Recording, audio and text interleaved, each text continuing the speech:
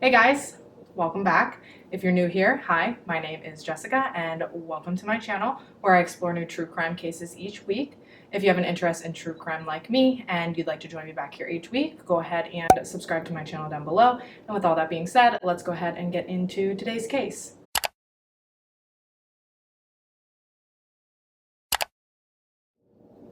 Today, we are going to be discussing the story of Abraham Shakespeare. Fair warning before we get started, there is a lot to unpack here, so buckle up, please remain seated, keep your arms and legs inside the vehicle at all times because this story is wild. Abraham Lee Shakespeare was born on April 24th, 1966 in Sebring, Florida, to his mother Elizabeth Walker. Growing up, Abraham struggled a lot academically. He really had a hard time keeping up with the other kids his age, and he eventually did drop out of school in 7th grade. Because of this, Abraham was actually illiterate throughout the remainder of his life. Despite his struggles, Abraham is often remembered as a cheerful man who was kind, caring, and respectful. He was the kind of person you could always count on to cheer you up because he never really seemed to have a bad day. I'm not claiming that he was perfect because no one is. If you do some simple internet research, you can find some indiscretions from his youth, but overall, he is remembered as a pretty decent guy. As an adult, he worked as a casual laborer, which basically meant that he took whatever odd jobs he could to make some money. Obviously, due to his lack of education and his illiteracy, job opportunities weren't incredibly plentiful for him, so he spent a lot of time cleaning for local businesses, most notably the local barbershop. He also spent a lot of time at the barbershop for leisure because it was owned by a man named Gregory Smith, who happened to be Abraham's friend. Our story really kicks off in 2006. Abraham was living with his mother when he was offered a job at MBM Corporation, which was a food distribution service located in Lakeland, Florida. He was hired as a truck driving assistant, so his job was to ride on a truck to accompany the driver during overnight drives to and from Miami, Florida. The driver that Abraham was assigned to ride with was named Michael Ford, and the two men seemed to get along fairly well. On November 15th, 2006, while heading to Miami, the two stopped at a Town Star convenience store in Frostproof, Florida. Abraham decided to stay in the truck while Michael ran into the store, but Michael did offer to grab something for Abraham from inside if he'd like. He took him up on the offer and requested that Michael pick him up 2 lottery tickets, which he did. And when he got back in the truck, Abraham immediately paid him back for those lottery tickets. Little did either of the men know that one of those lottery tickets was a $30 million jackpot winner. Obviously, the odds of winning any lottery aren't stacked in the player's favor, but specifically the odds of winning the Florida State Lottery are 1 in 24 million. I don't know about you, but I cannot even begin to imagine what it would feel to win that. And I really don't want to imagine what it would feel like to be Michael in that situation. To know that you'd briefly held $30 million in your hand and let it slip away. Yeah, he was pissed, but we'll get to that. I think it's worth mentioning that, sadly, lottery winners are big targets for scams and bad investment schemes, family greed, and things of that nature. Naturally, you'd think that the easy thing to do would be to claim the prize anonymously, but it's not that simple. The rules vary from state to state, but in Florida specifically, you aren't allowed to claim your prize anonymously. Florida law mandates that specific information, including the winner's name and city of residence, as well as the date and amount of money won, be accessible information to anyone. So Abraham was either claiming his prize loud and proud or not claiming it at all. When claiming his prize, he was offered either a $1 million a year annuity or a one-time lump sum payout. He chose to receive the lump sum payout, so after getting absolutely railroaded in taxes, as well as having his back child support seized, he walked away with between $12 and $17 million. And that is still a shitload of money, but it is crazy that it was only like half of what he had originally won. Regardless, he went from flat broke to a multi-millionaire almost overnight. But even after receiving his big payout, Abraham remained a relatively humble man. His friends always joked about how he was a millionaire but still chose to shop at Walmart for his groceries and his clothing. Even the Rolex he bought for himself came from a pawn shop. But Abraham instead put his money towards things that he thought were more important. He put $1 million into a trust for his son Moses. He gave $1 million to his stepfather. He gave $250,000 to each of his 3 stepsisters. And even though his mother thought that the money was a curse, which was unfortunate foreshadowing, he did still help her out financially where he could. And Abraham genuinely enjoyed helping people. He thought it made him a good Christian, so his generosity didn't stop with his family. He paid off debt for other people too. He paid off people's mortgages, he paid for people's funerals, he paid for all kinds of stuff for people, some of which he barely even knew. He was beyond generous with his money. Don't get me wrong, he did spend some money on himself as well. He bought a nice house, he bought a couple of cars, but after moving into his beautiful new home, he quickly realized that life wasn't going to just peacefully settle down for him. Despite the fact that his house was pretty secluded, people still constantly showed up at his door looking for a handout. Although he did enjoy having the ability to help people, he really started to feel as though people only cared about his money now, and nobody really seemed to care about him anymore. And sadly, his genuine relationships were few and far between. His mother has even since said that, quote, his life was miserable. He couldn't say no. He didn't get any peace. Unquote. Things got so bad, he even changed his phone number, and there were even nights that he would choose to sleep on his friends' couches rather than in his own home, because he just wanted a break from the people who were constantly showing up at his door. In April of 2007, Abraham temporarily found comfort in a woman named Centoria Butler. They really hit it off and pretty quickly started dating. They were inseparable, so she actually moved in with him pretty early on in their relationship. But their honeymoon phase didn't last that long. Eventually, they started fighting constantly, mostly over the amount of money that Abraham was handing out to people. And as if things weren't complicated enough for Abraham at this point, remember old Mikey Ford? Well, in fall of 2007, he sued Abraham for his lottery winnings, claiming that Abraham had stolen the tickets out of his wallet during one of their trips to Miami. Abraham's lawyer, however, argued that that simply did not happen. That Abraham would have had no reason to steal lottery tickets out of someone's wallet because there would have been no way to even know that they were worth anything at that point. Abraham explained that he had been playing the lottery for years and that he paid Michael Ford back for the tickets within minutes of them being purchased. Considering the fact that much of the case was just Michael Ford's word against Abraham's word, the court proceedings only lasted 5 days and the jury deliberated for a little less than an hour before siding with Abraham. Shortly after the civil suit ended, Abraham and Centoria found out they were expecting a baby, which was super exciting, but their relationship really had not been doing well, and she would ultimately move out before she even had the baby. This, again, left Abraham lonely and feeling as if he couldn't trust anyone. He was in a really vulnerable place, and unfortunately, this is when he met Dede Moore.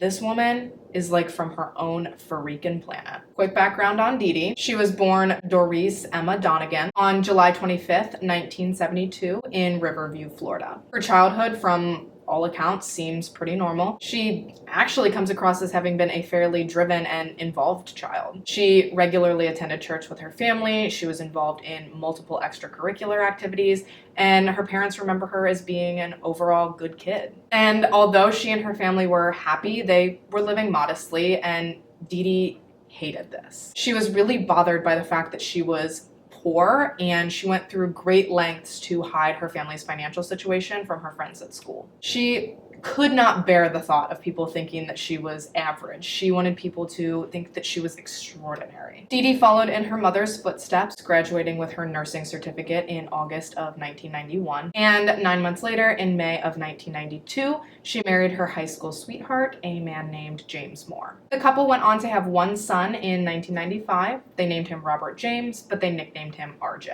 A few years after her son was born, Dede started having run-ins with the law. It started in 1999 when she was caught shoplifting, for which she received probation, and it happened again in 2001 when she was caught writing $400 worth of bad checks, for which she received a fine as well as additional probation. But then it seemed like things were going to turn around for Dede when she accepted a job working for Arcadia Healthcare. And she really did well working for the company. She moved up quickly and was eventually placed in charge of her own branch in Plant City, Florida. She was successful, she was making decent money, her family was happy, but this still was not good enough for Dede. She craved extravagant wealth, and she really lived outside her means to kind of project that image of wealth to those around her. But this caught up with her sooner rather than later, because you can't live outside of your means for long. Naturally, she began falling behind on certain expenses. Specifically, she began missing car payments on her Lincoln Navigator. And eventually in 2001, the bank confronted her about these back payments. When speaking to them, Dede would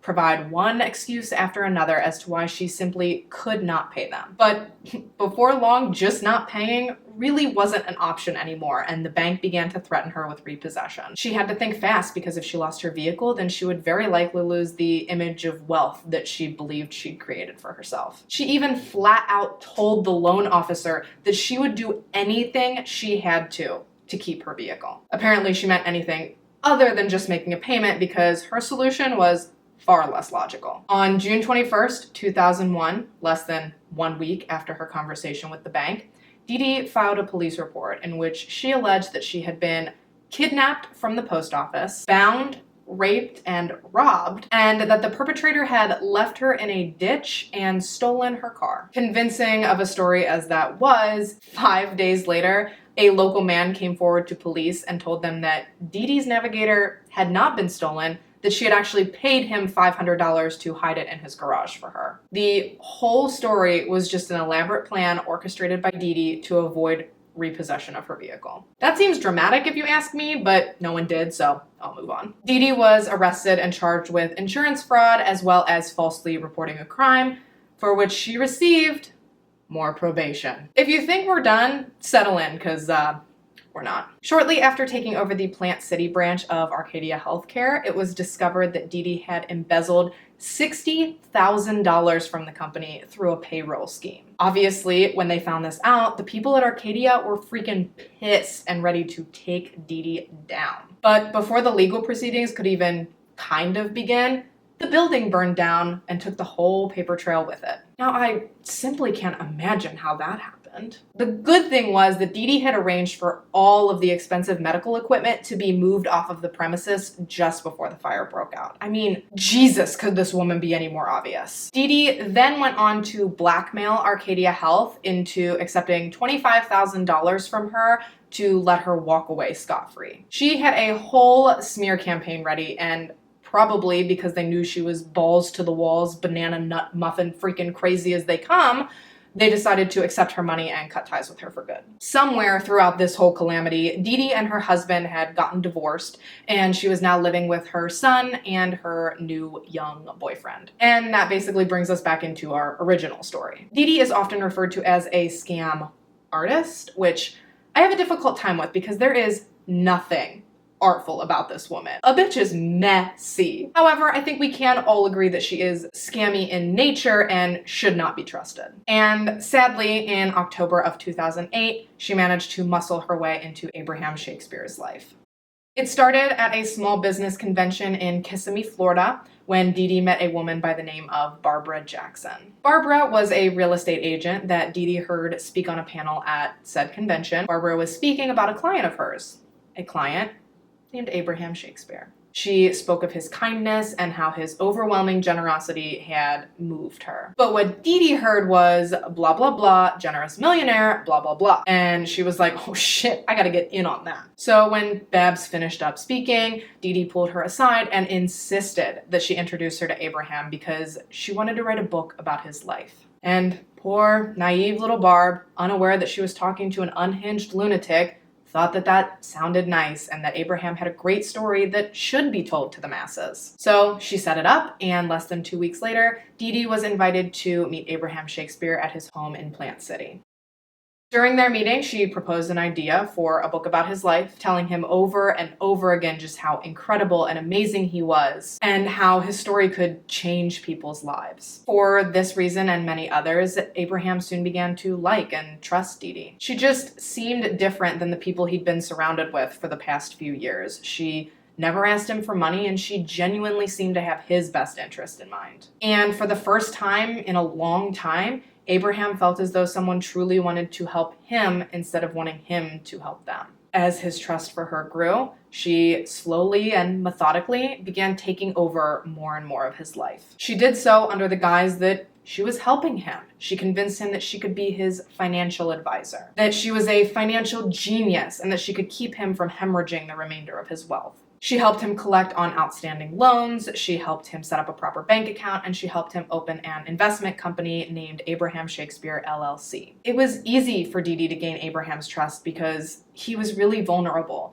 He was open and honest with her about how unhappy he'd become because ever since the money, no one really seemed to care about him anymore. Luckily for Abraham, Dede had a solution. With a few quick signatures, she could take control of his assets. She would make sure that he always had what money he needed to be taken care of, but he would no longer have the ability to give his money away because it wouldn't be in his control to do so. And in January of 2009, he did it. He signed over his properties and his assets to Dede and gave her full control of all of his outstanding loans, which had people's homes attached to them as collateral. After signing over his remaining wealth and assets to Dede, Abraham was seen less and less around town until November of 2009, when Abraham hadn't been seen in 7 months. It wasn't like everyone woke up one day and realized that he was missing. It was a gradual build. His friends and family did attempt to contact him regularly, and they would either receive no response at all or a text message explaining why he couldn't contact them at that moment. And everyone thought these messages were odd because Abraham was known to be illiterate. He couldn't read, he couldn't write. He really never wrote anything more than his own name, so the text messages seemed very out of character. As they often do, people started to talk. Rumors started kicking up, and it seemed like everyone had been given a different story as to where Abraham was. Some people were told that he was behind on child support and that he was in hiding because of that. Some people were told that he'd been videotaped having sex with a minor and he was in hiding to avoid legal ramifications from that. And some people had been told that he had been diagnosed with AIDS and was hiding to die in peace. The only common thread to all of these stories was Dede Moore's crazy ass. I don't know if she was going for shock value with her stories or what, but she definitely concocted some wild ones. Police finally got involved when Abraham's cousin Cedric filed a missing persons report regarding Abraham. He'd been sketched out by Dede for a while, but he finally broke down and called police when she offered him $5,000 to drop a letter from Abraham off to his mother. At this point, he could not shake the feeling that something was wrong. Nobody would pay someone $5,000 to do something so simple. But even though he's the one who filed the police report, he wasn't really an ideal person for them to deal with. He was very back and forth. He'd tell them he wanted to be involved in the investigation, but then that he didn't. He'd be really cooperative, and then all of a sudden he'd just stop talking. He'd claim that he'd recently seen Abraham, and then tell him that he actually hadn't. It was a real roller coaster for police when dealing with Cedric. They later found out that he was so back and forth because due to loans that he had from Abraham, Dede was in possession of the title to his home and his vehicle. So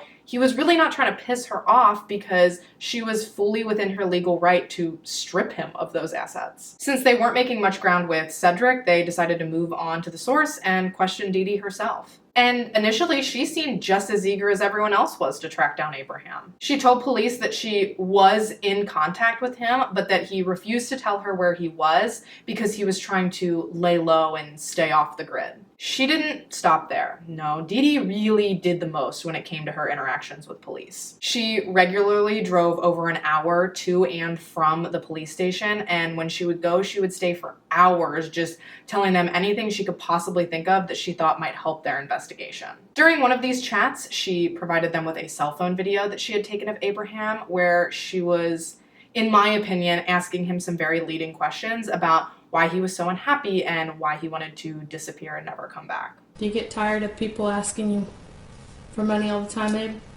Give me your opinion on it. I've been tired a year ago. You just ready to start living your life, huh? They don't take no for an ounce or so. And just let them keep on and keep on acting. Mm-hmm. Yep. Sleeping on the video camera.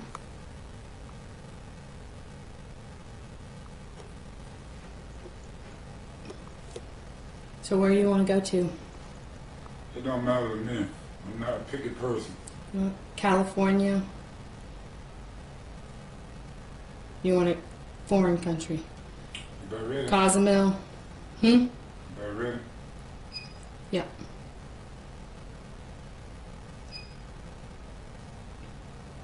Well, how do you like are you gonna miss your home? Yep, I miss it, but life goes on. I can't imagine that I'm the only person who feels like this screams premeditation. I personally think that Dede Moore took this video as a get out of jail free card. She knew that Abraham Shakespeare was not long for this earth and that sooner or later she'd likely be connected to him, and she wanted to have this as evidence to show police that he had said he was unhappy and he wanted to disappear. Then she would be cleared of any suspicion and free to ride off into the sunset with the remainder of his wealth. However, despite her obvious premeditation, Dede was not a criminal mastermind, regardless of what she thought. Pretty quickly after Cedric filed the missing persons report, Dede started damage control, which never makes you look innocent. It was brought to the attention of police when Centaurio reached out to let them know that Dede had offered to buy her a house, a freaking house, just to tell police that she'd seen Abraham. To say that he'd stopped by the previous night, they'd gotten in an argument, and he'd taken off again. When confronted with this information, Dede adamantly, albeit briefly, denied it before just melting the fuck down. Like, she is so over the top in any interviews, she never, and I mean never, stops crying. It is so annoying, and it didn't do her any favors. Police easily saw right through what she was trying to do, and even if they hadn't, it wouldn't have mattered because evidence just poured in from this point. When looking into Abraham's cell phone records, it was determined that any time since his disappearance that his phone had been used to contact Dede, both phones were pinging the same cell phone tower, which meant that they were very close in proximity, which likely meant that Dede was in possession of both phones and she was using them to fake a communication string between her and Abraham. When confronted with this information, Dede tried to explain it away by saying that Abraham left his cell phone with her because he didn't want to be contacted. Messy. Given the amount of information they had uncovered, on November 24th, 2009, the sheriff's office publicly declared Abraham Shakespeare a missing person. Despite this, and despite the fact that her excuses and stories were unraveling almost as quickly as she could spin them, Dede tried to keep up this facade that Abraham was alive and well and in hiding. She went as far as to take Abraham's mother to dinner just a couple of days after Christmas in order to comfort her.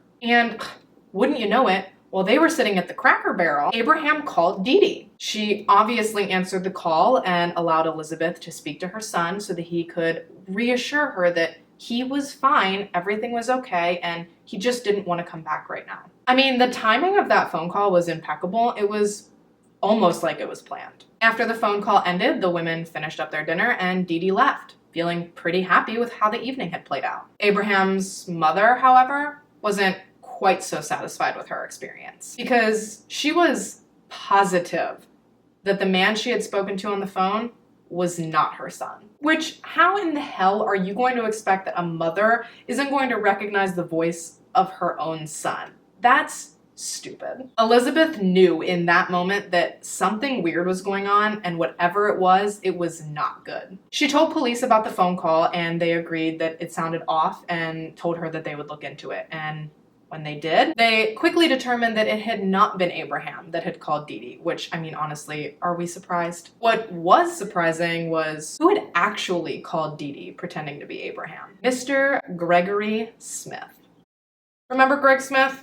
Abraham's friend Greg Smith? Owner of the barbershop that Abraham cleaned periodically and liked to hang out at frequently, Greg Smith? Yeah, him. So police are like, shit. They track him down and they find him in a parking lot, sitting shotgun in Dede Moore's Hummer, which they were not expecting, but I'm pretty sure we're glad they stumbled across. Once Dede left and Greg started to head back to his car, police stopped him and started asking him questions, and Greg didn't waste any time. He explained that Dede had offered to forgive his $63,000 loan if he could help her make it look like Abraham had taken off on his own. She gave him some sob story about how everyone was determined to take her down for his disappearance and that she just needed some help to convince people that her story was true. And he felt bad for her. He genuinely believed that Abraham was in hiding and that she was being scrutinized for no reason. so he agreed to help her. Plus, I mean, she was gonna forgive a $63,000 loan like that, so I mean, I don't really blame him. Police saw this as a lucky break. I mean, Dede obviously trusted Greg, and now they could use him against her in order to find out what really happened to Abraham.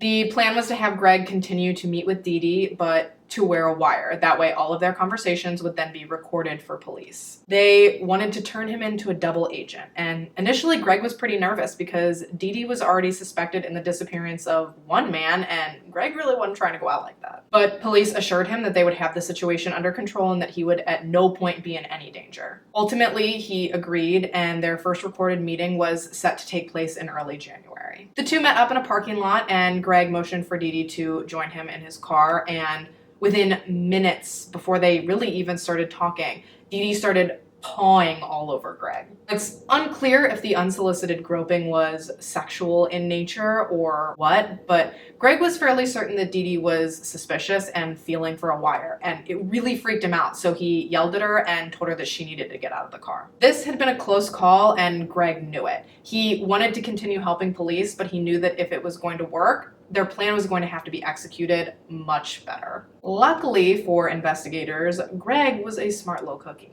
Being a known Red Bull drinker and known for almost always having a can with him, Greg saw an opportunity. He figured out a way to disassemble a Red Bull can so that a recording device could be hidden inside of it. It would work in the same way that the chest mic would, but it wouldn't look suspicious or out of place in his car. He even ashed his cigarette in it from time to time to make it look even more believable. And honestly, everyone was pretty impressed with this, and Greg himself was really proud of it. He eventually named it the Dede Catch Can. Now that the meetings with Dede could resume safely, Greg agreed when she asked him to meet her in the parking lot of a nearby Target. Dede wanted Greg to go in and purchase multiple cell phones, all under different names, one of which being Ronald. Greg asked Dede, what we're all wondering at this point, which is, who the fuck is Ronald? And she begins to tell him about this drug dealer from Miami named Ronald, and that Ronald claimed to know where Abraham was, and that if she told anyone about Ronald or what he knew,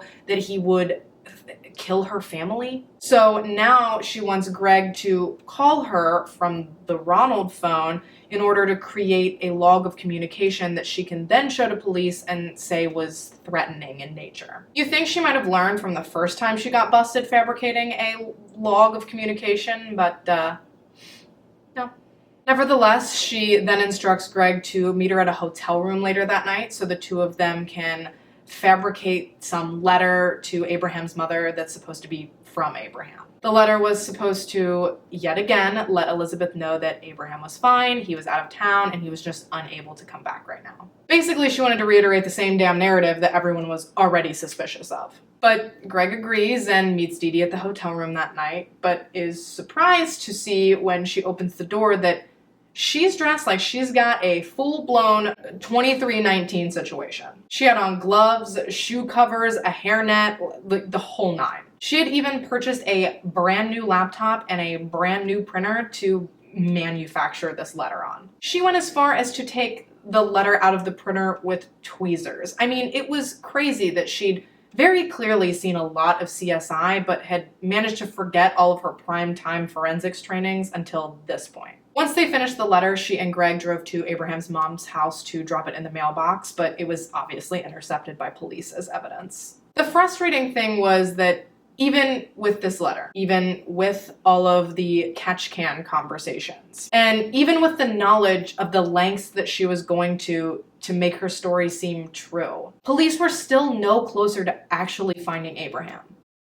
So they decided that it was time to really put pressure on Dede. On January 6, 2010, she was publicly named a person of interest in the disappearance of Abraham Shakespeare. They were really hoping that this was game on, that with all the negative attention this was going to bring her, she'd crack. And while they waited for this to happen, they looked further and further into her life. Beyond just her obvious connection to Abraham, they were going to leave no stone unturned. But it was when speaking to Dede's ex-husband that some interesting information came to light. He told police that early the previous April of 2009, right around Abe's disappearance, that Dede had paid him to dig a big-ass hole on her property in Plant City. She claimed that this was where she wanted to establish a paintball field business that her boyfriend could run, but I don't blame you if you're a little skeptical about that story at this point. James obliged and dug the hole to level off the property and told her that he'd be back the next day to fill it in. And initially, she was fine with this time frame. But later that night, she called him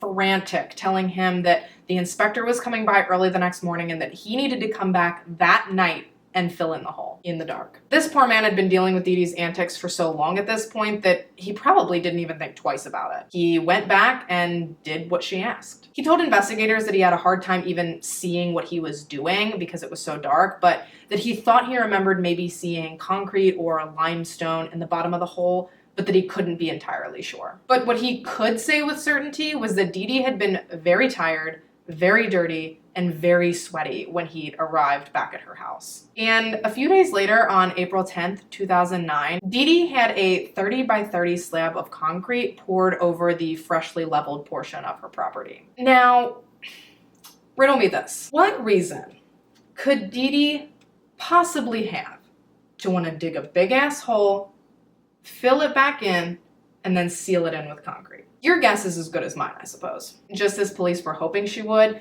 Dede did start to crack under the pressure of the investigation. She called Greg and, I guess, unable to hold everything in, finally wavered from her original story. She told Greg that she didn't think Abraham was okay, that she thought Ronald may have killed him and was now trying to pin it on her. Ronald doesn't exist. Even though every word out of Dede's mouth is beyond ridiculous, Greg knows that he has to go along with it. So he tells her that he has a plan, that all they need to do is find someone that they can pay to take the fall for Abraham's murder, and then Dede's name will be clear. Obviously, she's like, yes, let's do that. But the problem is, who are they going to find that's going to agree to do something so extreme? Greg decided that if Dede could make up people, so could he. He told her that he had a cousin that was about to do 25 years in prison that could most likely be persuaded to take the fall for her. Fun fact, this cousin, actually an undercover cop named Mike Smith. So they meet up and Dede offers Mike $50,000 to confess to Abraham's murder. Once he agrees, he tells Dede that he's going to need her to give him as much information as possible for his confession to seem believable. Luckily, even though she certainly wasn't involved, she had a wealth of information to give, including the exact location of Abraham's body. Ronald had not only told her the exact location of Abraham's body, but he had been kind enough to bury it on her property, which made things super convenient for everyone involved. She also let them know that she could very easily get them the murder weapon, a .38 caliber Smith & Wesson revolver. With this information, Mike told Dede that he and Greg would move the body so that when he eventually led investigators to it, it wouldn't be sitting on her property. With their plan in place, Greg gave Dede a list of supplies that he and Mike would need in order to dig up and move the body. While she was preoccupied shopping, police traced the gun and found out that it was purchased in Tampa, Florida, and that it was registered to none other than Doris Emma Donegan Moore. It's honestly funny that at this point they were starting to close in on her so hard and she was completely oblivious. She was under the impression that Greg and Mike were going to dig up and move the body and that by the end of the night, she'd be in the clear. That evening, after it got dark, Dede called Greg and gave him the go-ahead to start digging. Obviously, Greg and this one police officer are not about to go bust through a bunch of concrete and exhume this body by themselves with no warrant. So police have Greg reach back out to Dede and tell her that there was a problem. Greg tells Dede that he drove past the property and that it was swarming with police officers and that now he thinks she's trying to set him up and that he needs her to meet him somewhere immediately so they can talk about what's going on. They meet up in a parking lot to talk, and while they're chatting, police show up and request to speak to both of them down at the station. Dede is pissed because, as she would tell investigators, Greg was just about to tell her where Abraham was. At the police station, Dede then proceeds to try and sell out Greg. She actually congratulated police on finding the guy who killed Abraham. The guy being Greg.